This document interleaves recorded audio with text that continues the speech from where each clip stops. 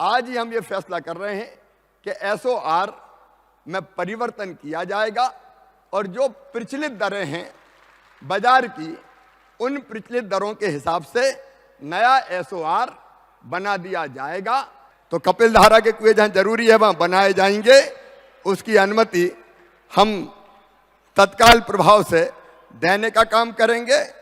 लेकिन खेतों की सुदूर सड़क संपर्क योजना हम फिर से प्रारंभ कर रहे हैं, लेकिन राज्य वित्त की जो राशि आती है उस राशि को हम और ज्यादा आप जो योजना बनाएंगे उसके हिसाब से जारी करने का काम करेंगे। नामांतरण जैसे मामलों में पंचायत के पास अधिकार आ जाए, कोई गड़बड़ हो तो जिम्मेदारी अलग तय हो कि सीएम हेल्पलाइन इसके लिए कि कहीं गड़बड़ हो तो शिकायत करें।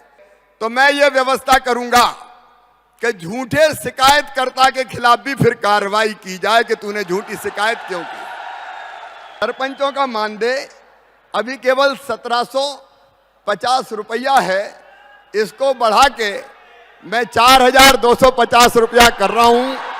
कुछ जगह पंचायत सचिव नहीं है, उनकी पूर्ति कर दी जाएगी और रोजगार सहायक स्थानांतरित हो सके, एक पंचायत से दूसरी में भेज दिए जाए तो यह भी कर दिया जाएगा। कुछ आवेदन अपनी समस्याओं के संबंध में सौंपे हैं, उनमें कई तरह की चीज है, अलग अलग आवेदन हैं। उनमें से कुछ चीजों पे मैं आज चर्चा करूंगा, कुछ चीजों को हम वर्कआउट करेंगे। सबसे पहली और सबसे बड़ी चीज जो आपने कही है कि समस्त निर्माण कार्यों की टीएस और जो तकनीकी प्राकलन हैं वो एसओआर कम है और एसओआर में भेद है, अलग अलग है। एक विभाग के लिए अलग है और दूसरे विभाग के लिए अलग है, और इसलिए आज ही हम ये फैसला कर रहे हैं कि एसओआर में परिवर्तन किया जाएगा और जो प्रचलित दरें हैं बाजार की, उन प्रचलित दरों के हिसाब से नया एसओआर बना दिया जाएगा ताकि वो व्यवहारिक हो, वो ठीक हो और जो लागत काम में आती है उस काम को आप ठीक ढंग से कर पाएं। नहीं तो पता चला अठन्नी आई और खर्चा रुपया का है तो पैसा कहाँ से आएंगे, फिर काम समय पर नहीं होता, काम ठीक नहीं होता। और इसलिए न्याय ये कहता है, मंत्री जी एसीएस बैठे आज ही, मैं वहां निर्देश दे रहा हूं एसओआर की दरें तत्काल प्रभाव से बदल दी जाएं ताकि जो रियल खर्चा है वो रियल खर्चा आ जाए तो उसके हिसाब से अपने काम हो जाए। ये अन्याय है कि पैसा है नहीं और कह रहे इतना काम कर दो। और एक बात ये भी सही है, आप परीक्षण कर लें, एक विभाग के रेट अलग और दूसरे विभाग के रेट अलग, ये नहीं होना चाहिए। इसको पूरी गंभीरता से करके आदेश जारी किए जाएंगे, आप इसमें चिंता मत कीजिए।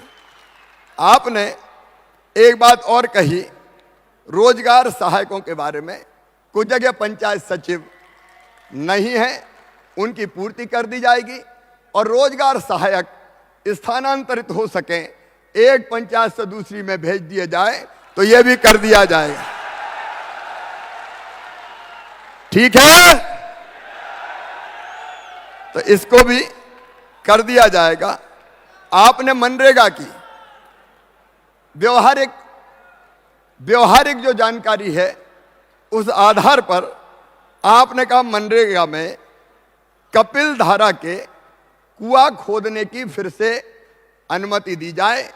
तो कपिल धारा के कुएं जहां जरूरी है वहां बनाए जाएंगे, उसकी अनुमति हम तत्काल प्रभाव से देने का काम करेंगे। और उसमें आपने महंगाई को देखते हुए उनकी लागत और कैपिंग की सीमा बढ़ाई जाए, तो उसको भी महंगाई को बढ़ी हुई दरों को देखते हुए इसकी व्यवस्था भी कर दी जाएगी ताकि वो फिर से बन सके। आपने ये भी कहा है कि सुदूर संपर्क सड़क योजना, अब इसमें मेरा कहना है, आपसे मेरा कहना है कि इसमें प्राथमिकता देना आप खेतों की सड़क को। ठीक है? अरे सब बोलो ठीक है। गांव की सड़कें हम कोशिश करेंगे कि अलग फंड से बनाएं, लेकिन खेतों की सुदूर सड़क संपर्क योजना हम फिर से प्रारंभ कर रहे हैं, लेकिन उसमें प्राथमिकता खेत की सड़कों को दे देना आप, क्योंकि कई बार किसान ये मांग करते हैं कि खेत में जाने का रास्ता नहीं है, पगडंडी गड़वाट बनी है, तो वो बन जाएगी तो फसल का आना जाना ये सुगम हो पाएगा। बोलिए सबका सहयोग मिलेगा इसमें। अब इसके साथ आपने ये बात भी की है, 15वें वित्त की राशि चूंकि वो आती है भारत सरकार से, लेकिन राज्य वित्त की जो राशि आती है उस राशि को हम और ज्यादा आप जो योजना बनाएंगे उसके हिसाब से जारी करने का काम करेंगे। जो भारत सरकार का है वो हम भारत सरकार को लिखने का काम करेंगे। आपने इसके अतिरिक्त राजस्व विभाग के अंतर्गत नामांतरण और बंटवारा ये अधिकार पंचायतों के पहले थे, फिर कुछ बाधाएं पैदा हुई, शिकायतें हुई, तो इसका परीक्षण करके मैं चाहता हूं कि नामांतरण जैसे मामलों में पंचायत के पास अधिकार आ जाएं, कोई गड़बड़ हो तो जिम्मेदारी अलग तय हो, तो उसकी व्यवस्था भी हम लोग तय करेंगे। अब एक और मांग मेरे पास आई है कि सीएम हेल्पलाइन में फर्जी शिकायतकर्ताओं के खिलाफ कार्रवाई की जाए। अब ये एक बड़ी समस्या हो गई कि सीएम हेल्पलाइन इसके लिए कि कहीं गड़बड़ हो तो शिकायत करें। अब ऐसे ग्रोह तैयार हो गए जो झूठी शिकायतें करते रहते हैं और झूठी शिकायत पे जांच हो जाती है और जांच के बाद फिर दिक्कत होती है।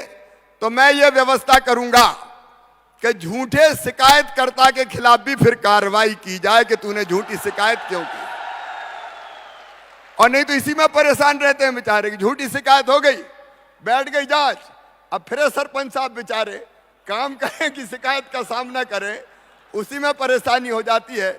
तो ये मांग भी, ये भी समस्या अपनी बहुत जायज है और इसलिए इस पर भी हम लोग कार्रवाई करेंगे। आपने ये बात भी कही है कि पोर्टल की तकनीकी कमियों के कारण कई बार काम अटकते हैं। इस मामले को हम भारत सरकार के साथ चर्चा करके इसको भी हम हल करने का काम करेंगे। आपने बीपीएल की सूची में नाम जोड़ने की बात कही है, तो इसमें मैं एक बात आप सबसे कह रहा हूं।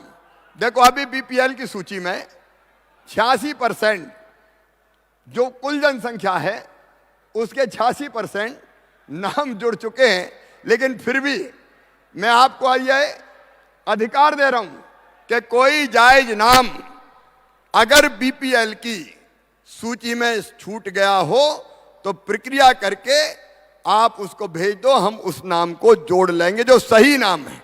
राशन की सूची में अगर कोई सही नाम छूट गया हो तो उसको हम जरूर जोड़ेंगे।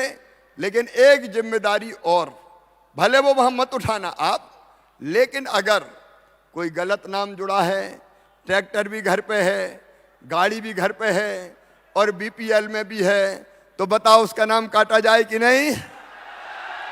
तो भाई ये एक बार तय हो जाए, कोई गरीब छूटे ना। और कोई, मैं सामान्य व्यक्ति की नहीं कह रहा, कोई सामान्य गरीब की नहीं कह रहा, लेकिन कोई बहुत ऐसा नाम जुड़ा है कि जिसका बीपीएल का कोई मतलब ही नहीं है, तो उसका नाम काटने का काम भी हमको करना चाहिए। वही न्याय है कि सही नाम छूटे नहीं और गलत नाम अगर है तो वो नाम कट जाए। बोलो भारत माता की। और एक बात, सरपंचों का मानदेय अभी केवल 1750, सरपंचों का मानदेय अभी केवल 1750 रुपया है। इसको बढ़ा के मैं 4250 रुपया कर रहा हूं, ताकि चाय पानी का खर्चा तो ढंग से निकल जाए, नहीं तो हर एक सरपंच साहब से मांगते हैं, तो इसको भी मैं अभी बढ़ाने का काम करता हूं। मेरे प्रिय बहनों और भाइयों, जो संभव हो सकता है वो हम सबको मिलकर करने की कोशिश करना चाहिए। मैं सरकार, एक बात ध्यान से सुन लें, मैं सरकार आप सबके साथ मिलकर चलाना चाहता हूं ताकि नीचे तक सारी चीजें ठीक से पहुंच जाए, काम हो जाए। बोलिए सबका साथ मिलेगा, सबका साथ मिलेगा तो मिलकर काम करेंगे, गांव को बेहतर से बेहतर बनाएंगे। मामा हर कदम पे आपके साथ खड़ा होगा, साथ चलेंगे और गांव की तस्वीर भी बदलेंगे और जनता की तकदीर भी बदलेंगे। अंत में एक बात, अपने गांव को मेरी प्रार्थना है, अपने गांव को हम कोशिश करें कि हम नशा मुक्त बनाने की कोशिश करेंगे। बोलिए करेंगे तो मेरे साथ बोलिए। एक और पैसा पंचायतों में एक काम कर लेना, तेंदुपत्ता अगर ग्राम सभा तोड़ना चाहती है तो 15 दिसंबर तक ग्राम सभा में प्रस्ताव पारित करना पड़ेगा कि तेंदुपत्ता हम तोड़ेंगे और हम बेचेंगे। तो वो 15 दिसंबर के पहले प्रस्ताव पास करके जरूर भिजवा दे, ये मेरा निवेदन है। और एक बात सुनना ध्यान से, ग्राम स्वराज की नई कल्पना मैं और जल्दी आपके सामने लेके आ रहा हूं ताकि गांव के सारे काम गांव के प्रतिनिधि मिलकर करें और सरकार केवल उनका मार्गदर्शन करने का काम करे। और एक बात और कह रहा हूं, ग्राम पंचायत में प्रशासकीय स्वीकृति के अधिकार आपको 15 लाख तक के हैं, उनको बढ़ा के 25 लाख रुपया कर दिया जाएगा। अभी हमने 15वें वित्त आयोग की 1472 करोड़ रुपए की राशि जारी कर दी है, तो वो भी आपके खातों में पहुंच रही है। जब बीच में कमलनाथ आए थे तो वित्त आयोग का पैसा ही जारी नहीं किया था। ये पैसा कभी मैं रुकने नहीं दूंगा, सीधे पंचायतों के पास पहुंचेगा। आओ मेरे प्रिय बहनों और भाइयों, हम सब संकल्प करें कि इस एक एक पैसे को हम ढंग से जमीन पे लगाएंगे, काम बेहतर करेंगे, योजनाओं का क्रियान्वयन करेंगे और अपने गांव को बेहतर ग्राम पंचायत को बेहतर ग्राम पंचायत बना के दिखाएंगे। उसमें मैं साथ दूंगा, आप सबका सहयोग मिले। सब तैयार हैं? तो आज संकल्प लेंगे कि हम मिलकर धर्म, इतिहास और प्रकृति के अनुपम संगम रामराजा सरकार की नगरी ओरछा धाम में स्कूल ट्रिप, कॉलेज ट्रिप के लिए शानदार स्थान बुंदेली फार्म रिजॉर्ट, जहां आपको मिलेगा सर्व सुविधा युक्त एसी आवास एवं कमरे, स्वादिष्ट एवं रुचिकर भोजन, पूल पार्टी, ओरछा पुरातत्व स्मारक भ्रमण, श्री रामराजा सरकार दर्शन, क्रांतिकारी चंद्रशेखर आजाद स्मारक भ्रमण, रात्रिकालीन सांस्कृतिक कार्यक्रम प्रतियोगिता। अधिक जानकारी हेतु संपर्क 9302321181। Bundeli farm resort Orchha.